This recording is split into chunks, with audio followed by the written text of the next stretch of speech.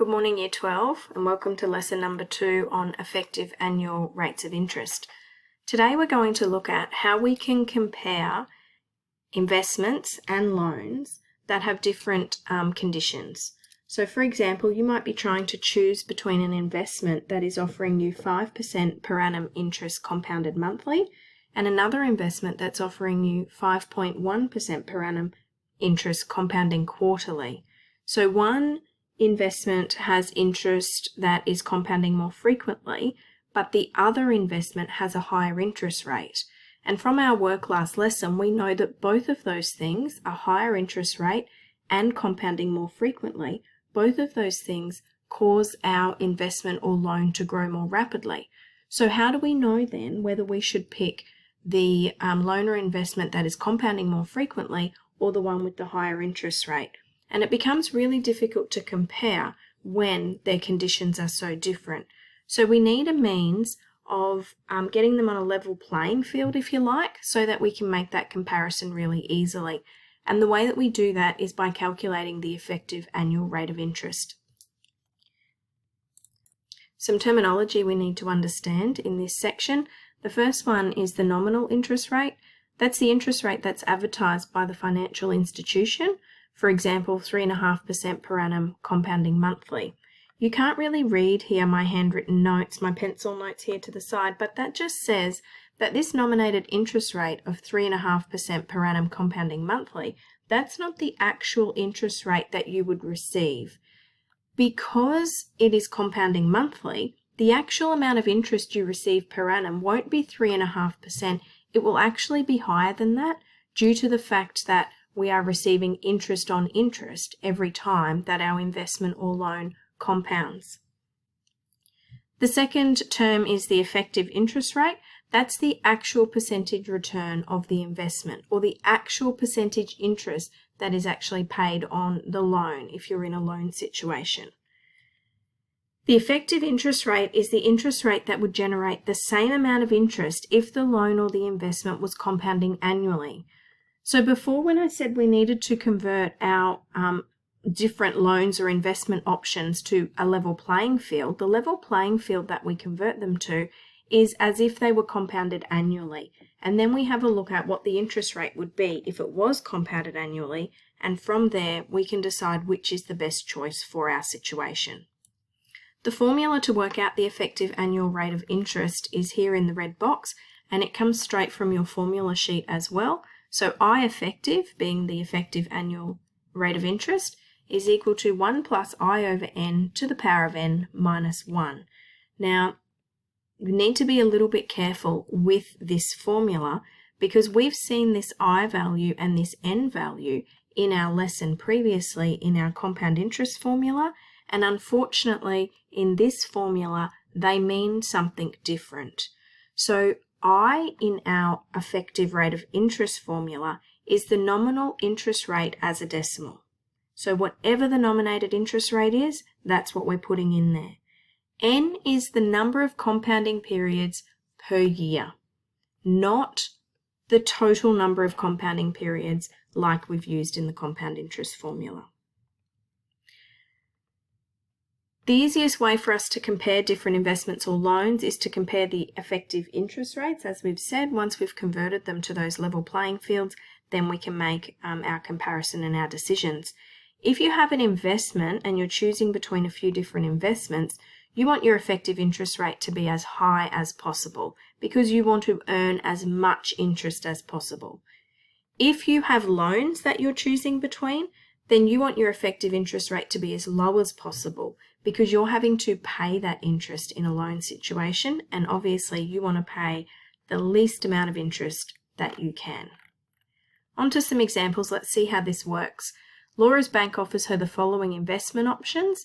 She can have option A, which is 5% per annum compounding semi-annually, or she can have option B, which is 4.9% per annum compounding monthly. If she's got $15,000 to invest, which of those two options should she choose? The $15,000 is actually irrelevant. It doesn't matter how much she's investing. What we're going to try and do is convert these two interest rates here to both be the effective interest rate, which is the equivalent compounding yearly interest rate.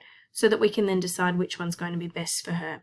So we've got the formula straight from the formula sheet, and over to the side here, I've made a note of what our nominal interest rate is. So our nominal interest rate is 5% per annum, compounding semi-annually in this case.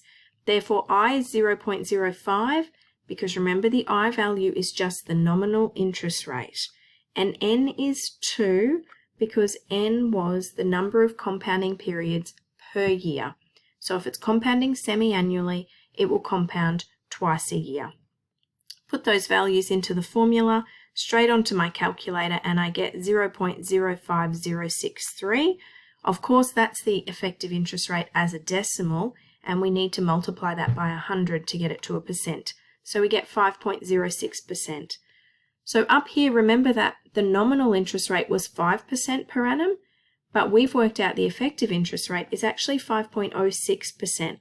Because it's compounding semi-annually, you're receiving more than just 5% interest on your money.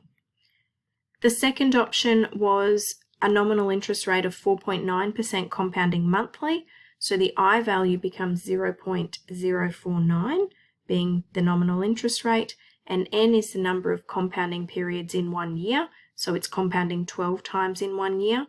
All of those values go into the formula here, and we get 0.050116, once again timesing by 100 to get to our percent of 5.01%. You will have to be a little bit careful here. Depending how close your values are, you may need to carry more decimal places so that you can see which is the better loan or investment. Here I can see that under investment A, I'm actually earning 5.06% interest per year. Under investment B, I'm earning 5.01% interest per year, and therefore option A is the best one for Laura since it has the higher effective interest rate. The second example we have is very similar, but this time we're looking at a loan situation. So Sam's got options there of 2.4% per annum compounding daily or 2.45% per annum compounding weekly. If he wants to borrow $100,000, which loan should he choose? So once again, into our effective rates of interest so we can compare these two loans.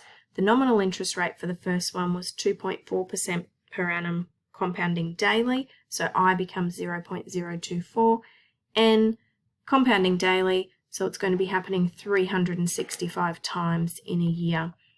That gives us here our effective interest rate of 2.43%. In investment B, it's 2.45% per annum compounding weekly. I'm not really sure, sorry, why I haven't written the I and the N values over here, but into our formula here we have the I value, the nominal interest rate of 0.0245, and we have our N value, the number of times it's going to compound in 1 year is 52 if it's compounding weekly. That gives us our effective interest rate of 2.48%. So we have loan A 2.43% and loan B 2.48%. This time, because we're in a loan situation, I want the effective interest rate that's the lowest because I want to pay less interest. So I'm going to choose option A this time because it has the lowest effective interest rate and therefore is going to cost me less money over the term of my loan. That's the end of the work for this lesson. In your OneNote, you will find the questions from your textbook that we have asked you to complete, and there's also just a 4-question short worksheet for you to have a look at as well. Remember, when you're doing this work, if you have any problems with any of the questions, we have put the work solutions to the textbook exercises up on OneNote for you to refer to. If you're still having problems after that, you can post those questions in the collaboration space and your teachers will monitor that and get back to you.